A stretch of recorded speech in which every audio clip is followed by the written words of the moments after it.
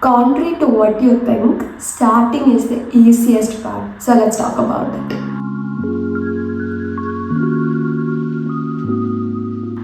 So you have a business idea that you're so passionate about and you know that can make a difference, or you know for a fact that if you start content creation, you are going to be an amazing influencer and you will be able to help a lot of people. But starting just feels so overwhelming and tiring, to be honest. So you have been trying to start, but something inside you just keeps stopping. And it does not just have to be life altering. Even small habits, such as for a fact that 30 minutes of workout can really help you out, or just reading 10 pages of a book can really define how you see yourself and how your routine is going to be. But you still does not feel like starting. When the time comes, you're just like, but I don't want to do that. So if that is who you are, I don't blame you. Contrary to what people say, such as you're lazy, or what you might even think that you just don't have it in you to do what it takes, that's not the truth. The truth is that our brain thrives in routine, however bad the routine might be. Our brain is so focused on conserving energy. There are so many things coming onto our brain. So its first most priority is to conserve energy. So it is not very active in doing new things, which might take up a lot more resources and a lot more energy. So it makes sense that when you, even though deep down you want to start something, your brain is just not on board with it. That does not make you lazy or a bad person. It just means that we have to strategize how we start or initiate tasks. In fact, this particular theory by Hall and Fong, called the self-regulation theory, suggests that even though the things you want to do in the long term are adaptive for you, in the sense that it is good for you, and right now you're doing bad things or things that you don't really like, or things that are maladaptive, the reason why you do not want to start anything new is because your brain always chooses short-term comfort. There is a very strong theoretical aspect or framework that suggests that our brain, or us humans in general, almost most probably chooses short-term comfort over long-term adaptiveness. And it makes sense, like from even an evolutionary perspective, it does make sense, right? That you would prefer short-term comfort because you don't know whether you have a long-term. So it makes sense that our brain is so used to prioritizing short-term comfort over long-term aspects of our life, right? And from a neuroscience perspective also, our prefrontal cortex and anterior cingulate cortex, all those brain parts are very much focused on task initiation and top-down control when you are engaged in a task. So all this means that it takes a lot of energy. So, and does this mean that you are doomed just because it takes a lot of energy for your brain to start something? No, it just means that, as I mentioned before, we have to strategize how we are going to be engaged in a task. That's all it takes. So here are some actionable steps that you can do to ensure that you can start a task and you can maintain that task. So let's go. The number one thing you can do is start really small. I mean really small, just for 5 minutes. If you want to read 10 pages, that is your goal. Don't start with 10 pages, because 10 pages after a very long break can seem a bit overwhelming. Say that you are going to read for 2 minutes or 5 minutes, whatever seems good to you. Just say that you are going to read for 5 minutes and keep a timer, just so you keep that promise to yourself. Just say that I'm going to keep a timer for 5 minutes and then start reading. Most of the time, once you start a task, it's easier to keep it going rather than from the initial dread of the task, because you know that it's not that overwhelming as you thought it would be. But even after that 5 minutes, you don't want to keep continuing the task. What I often do is, either you can stop, which is perfectly acceptable, and then you can pick it up again after a while for just another 5 minutes. But one thing I do is, I kind of trick myself and what I do is, after 5 minutes I'll be like, okay, I'm just going to go for another 5 minutes and then I'm going to stop. But after 10 to 15 minutes, I'm like, you know what, I'm here almost, I might as well just finish it. So that definitely works. So it is also mentioned in the book Atomic Habits. So and he suggests the same thing, go for 2 minutes, and it really helps you to get over that initial hump of not feeling like actually doing it.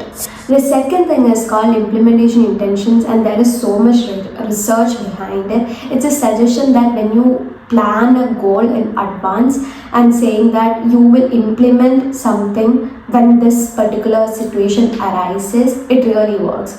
So I'll give you an example. What it means is that if you're saying that, oh, I'm going to read 10 pages every day, there is no specific action behind it. You're just saying that you're going to do that. But if you say that every morning 8:30 a.m. I'm going to read 10 pages.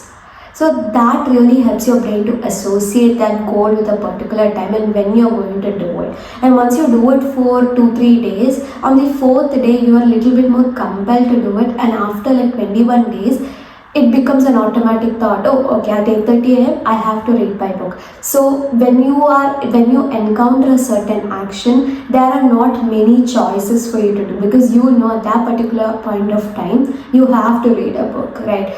But if you're just saying that I'll read 10 pages in a day, there are so many things for us to do every single day. There are so many choices. So we are going to prioritize the thing that just feels a bit more easier than this particular thing. But if you give a particular time to it, then you know you have to do it. The third thing I would say is similar to this, and you can associate it with this also, which is called as habit stacking. So that is also mentioned in the book Atomic Habits. So it's basically the fact that what you can do is, when you're saying that, oh, I'll read 10 pages of a book, you can say that, okay, when I'm drinking my coffee, because that is already a habit you have formed, you can associate that with reading a book. So you can do it together, which means that it becomes so much easier for your brain to associate something and do it, rather than creating a whole new habit. You are just stacking one thing in a previously formed habit. So that really helps. Another thing I personally do is have a done list. It really helps you to understand, because to-do list can be so overwhelming, and you know for a fact that I have so much stuff to do. But rather than just sticking on your to-do list, I think having a separate done list where you write down, oh, I have done all these things, it really helps your brain. It's kind of a reward, because it really helps your brain to understand, oh, I have done so many things, I have accomplished so many things, and that really helps you out. And I think the fourth thing I would say is give your brain small rewards. And it does not have to be a big thing. It depends on what the task is. So if it's like if, as I mentioned, if it's the reading example, coffee is your reward, right? Because I know so many people love drinking coffee in the morning, so that can be your reward. It is kind of associated with the reward. But if it's like a major thing that, if for example you really wanted to get into content creation, but you are so scared of like seeing people or like what people will say when you actually make the video, what you can do is, after you have posted your first video, do something massive, like buy something that you really always wanted to buy, if you have the privilege to do so, obviously.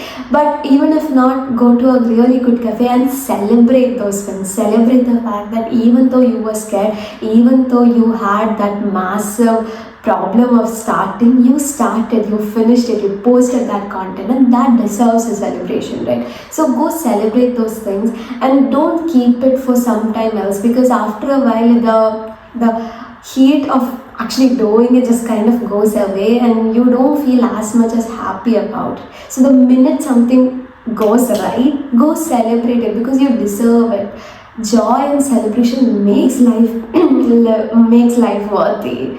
Right, so go do that. The next step I would say is have accountability to yourself, and also have some sort of social accountability. So once you, for example, in terms of content creation, once you have established for a fact that you will post every week, then that sort of becomes a social accountability. But initially in the starting phases, it might be a bit difficult, because there are no subscribers for you to keep accountable to. So what I would suggest is have a friend or have somebody you're really close to keep that accountability for you, and let there be some sort of consequences.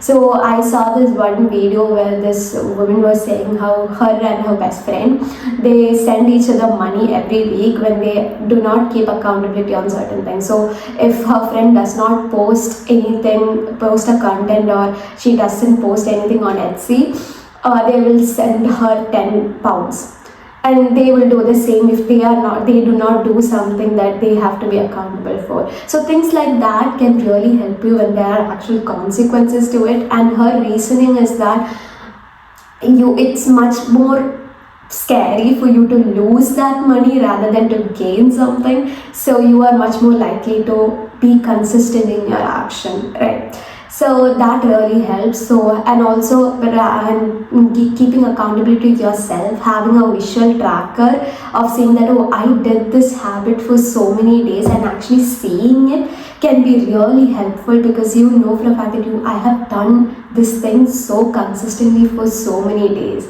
And I think that can also be a really good factor for you to keep going. And even when you feel a bit reluctant to start, actually seeing that, and I don't want to lose that streak now, can really help.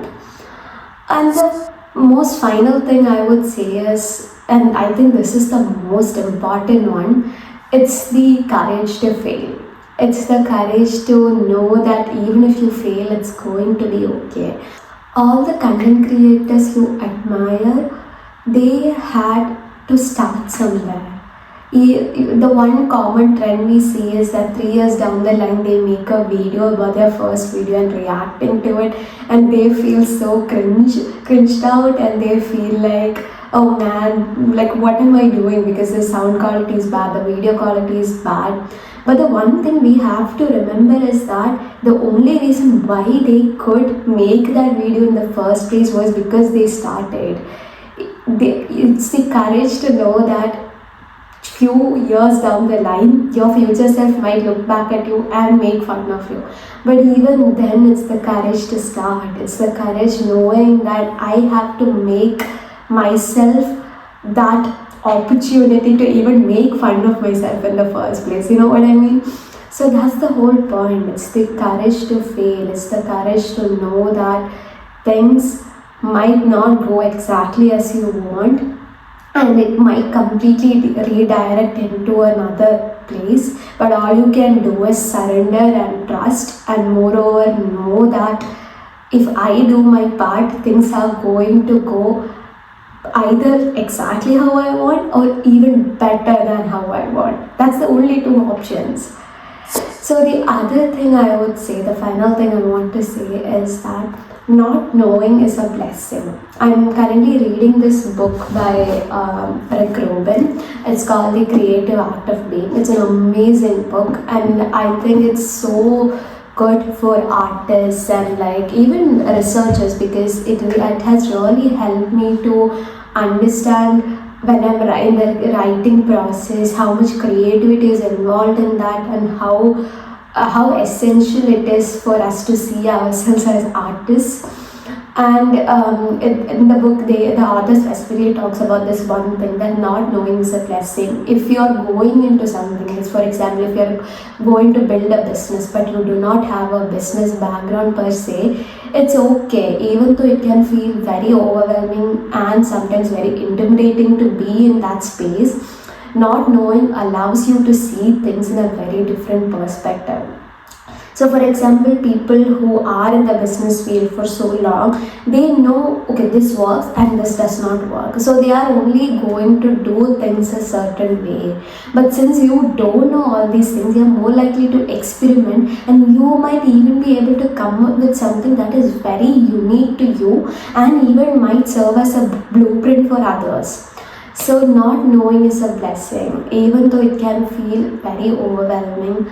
If you believe in God, or if you believe in something, even your self-belief, if there is a desire for you that you want to do something, it means that it is worth exploring. It means that there is a reason why it was put to you in the first place. You had that desire in the first place because you know that that idea has value, and you know that it has the potential to help so many people. So it's worth exploring, even though it feels a bit overwhelming and intimidating.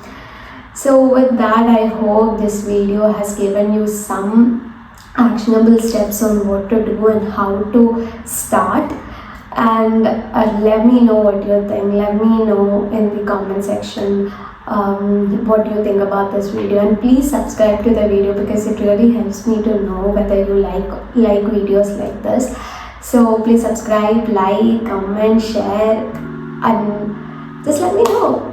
Anyway, I love you so much, and I'll see you in the next video. Bye bye.